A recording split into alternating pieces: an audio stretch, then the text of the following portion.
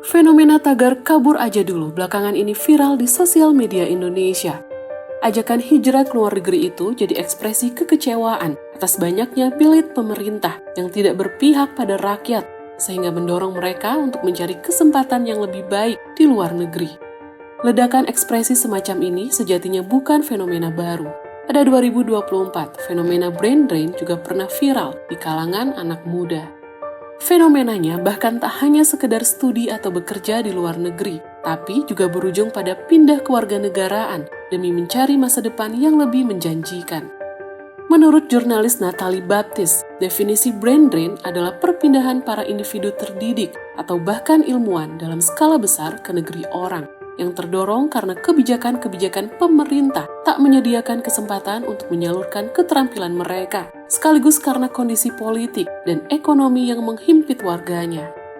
Selain itu, ada juga faktor keterpaksaan, sehingga konteksnya akan jadi berbeda antara brain drain dengan pekerja migran. Meski fenomenanya sudah eksis sejak lama, menurut Baptiste, istilah brain drain baru dimunculkan Akademi Ilmu Pengetahuan Inggris, The Royal Society. Setelah melihat fenomena migrasi para ilmuwan dan pakar teknologi Inggris ke Amerika Serikat dan Kanada pada era 1950-an. Di Indonesia sendiri, fenomena brain drain pernah terjadi pada banyak insinyur IPTN. Akibat krisis moneter 1997 yang berdampak pada mati surinya industri kedirgantaraan Indonesia.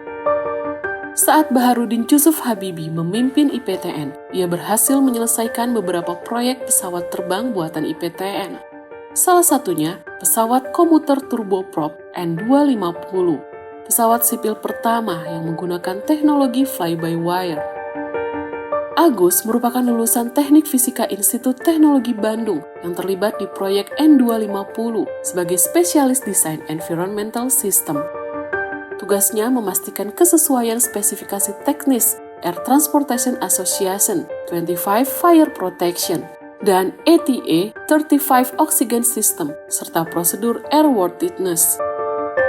Purwarupa N250 dengan kode PA1 yang lantas dinamakan Gatot Kaca menjalani uji coba penerbangan perdana pada 10 Agustus 1995 dan sukses.